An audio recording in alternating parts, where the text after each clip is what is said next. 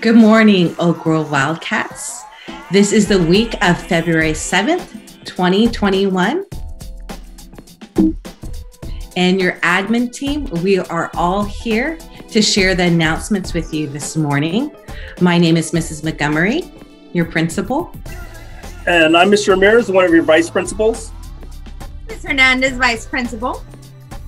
And Dr. Macalino, your instructional specialist. So Wildcats, we're going to say the pledge together to show that we are united. Do what's comfortable for you. You can stand, you can take a knee, and let's place our right hand over our heart, and let's begin. I pledge allegiance to the flag of the United States of America and to the republic for which it stands, one nation under God, indivisible, with liberty and justice for all. So Wildcats, just a refresher of what it means to be a risk taker, because for February, we are observing the trait of being a risk taker. So risk taker means that we approach the unknown with careful planning and bravery. We work on our own, but also together to explore new ideas and innovative strategies. We are creative and we are strong and thoughtful in the face of challenges and change. And speaking of risk taker, one who exemplifies what it means to be a risk taker is the poet Maya Angelou. Let's watch this short biographical clip on this influential and inspiring poet and activist.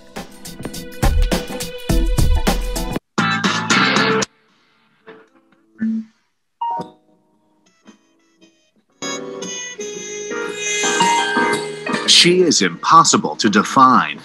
An author, a poet, a civil rights activist, an actress, a dancer. Marguerite Johnson was born in St. Louis, Missouri in 1928. When her parents divorced, she was sent with her brother to live with her grandmother in racially segregated Stamps, Arkansas. Black people depended upon other Black people for sustenance, all sorts of sustenance, social, economic, religious sustenance. As a child, she formed a strong bond with her brother, who gave her the nickname Maya. She was taught by her grandmother to celebrate life to the fullest. She would need to keep her grandmother's positive messages handy when at age 7, she was molested by her mother's boyfriend.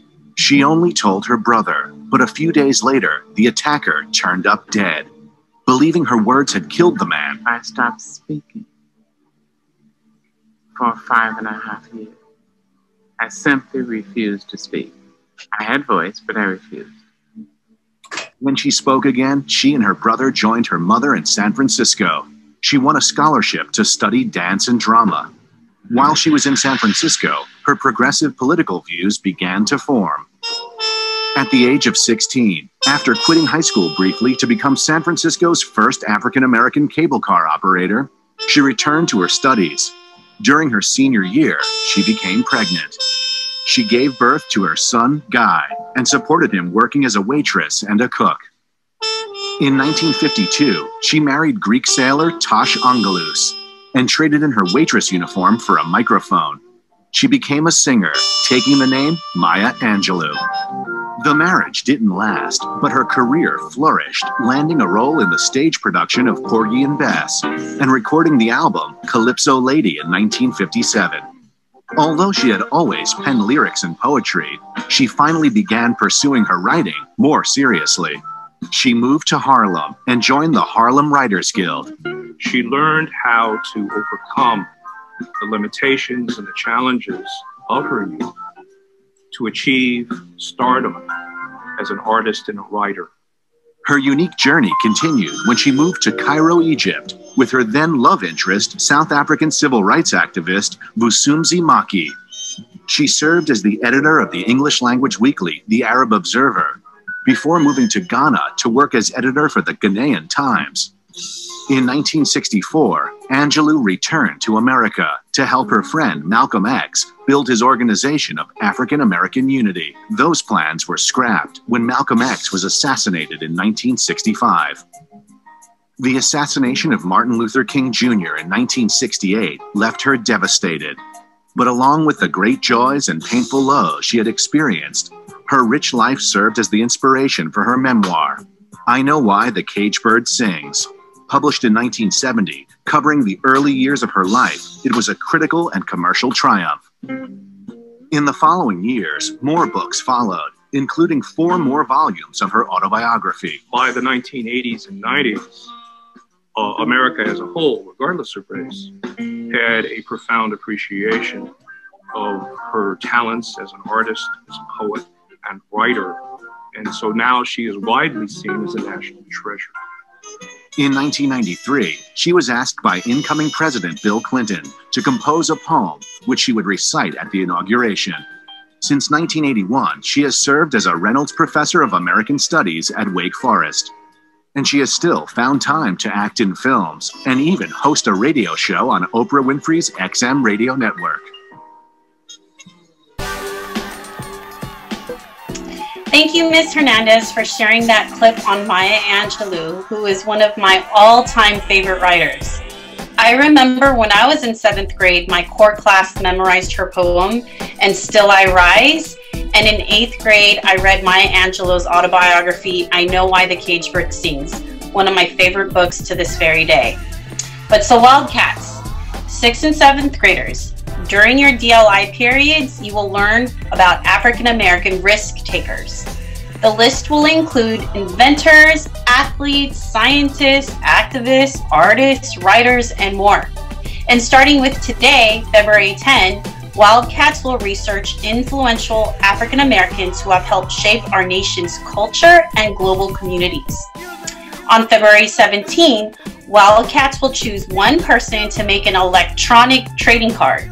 Just think about a baseball card or a Pokemon card, but this card will be in electronic form and based on your chosen influential person. Then on February 24, you will create a poem based on the same person you made a trading card on. Wildcats, show us your bars and poetic skills. We will be collecting all of the cards and poems and will be displaying them on our website and our other social media platforms such as Facebook and our YouTube channel. So show us what you got. And Wildcats, we have to take a moment right now to appreciate our wonderful school counselors, Mrs. Haglund and Mrs. Ashford. This last week, the week of February 1st through February 5th, was the National School Counselors Week. So let's give them some sprinkles for being so amazing. So National School Counselors Week is a week that highlights the tremendous impact that our school counselors have on our school, helping our students achieve success, to plan their career, just to have someone to talk to and to stay courageous and powerful during this time of quarantine, and even through any regular school year, of course. So the next time you meet with one of our school counselors, please thank them for being all of the above: a club advisor, Wildcat leader, organizers, helping our students and our parents with guidance through this hard time, through academic guidance. And when students and parents and staff members need someone to talk to, they are always there and available. So Ms. Ashford and Ms. Haglund, you are so appreciated. And not only during National School Counseling Week, but every single day in the OGMS community. So thank you for all you do. Thank you, Ms. Hernandez. Yes, we are very fortunate to have such wonderful counselors. So, and we want to celebrate them. And we want to celebrate you, Wildcats, because we have our OGMS Awards Night for all grades, 6th, 7th, and 8th grade. And that's going to be on Wednesday, February 24th from 6:30 to 7:30. It's going to be on Zoom, and we will send out that information as we draw closer to that date. So students, you're invited, staff is invited, parents, aunties, uncles, all that. You're invited to participate with you as we celebrate the OGMS Awards.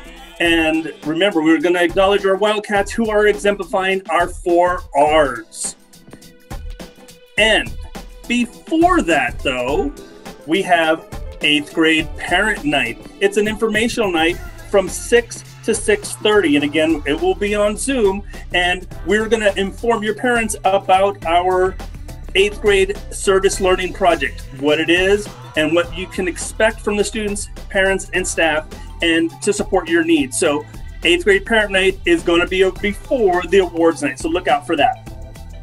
Thank you, Mr. Ramirez. Once again, Wildcats, do you need help with homework, perhaps proofreading an essay, or assistance with solving your math problems? If so, attend Wildcat Homework Layer. For 7th and 8th graders, receive support from Concord High School students every Monday from 2:30 to 3:30 p.m.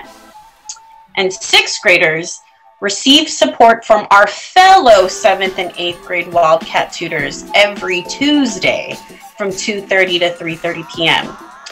Wildcats, empower yourselves by taking advantage of this support system our school and our Concord High classmates are offering to you.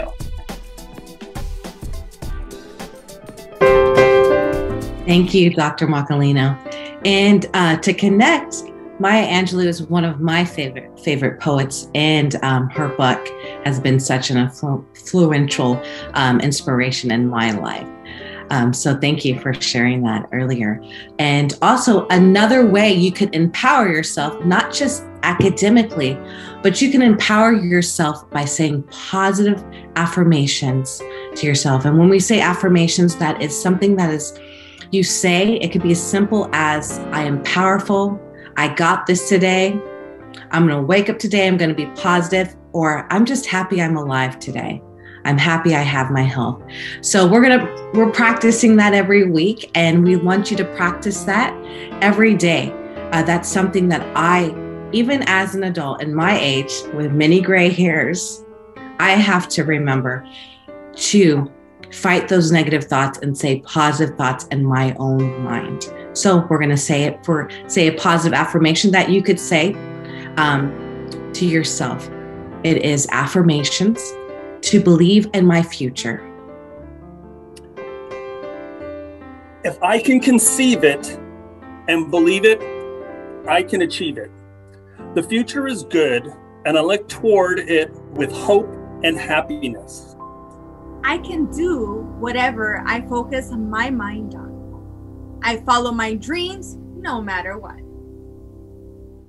All my problems have solutions. I'm open to all possibilities.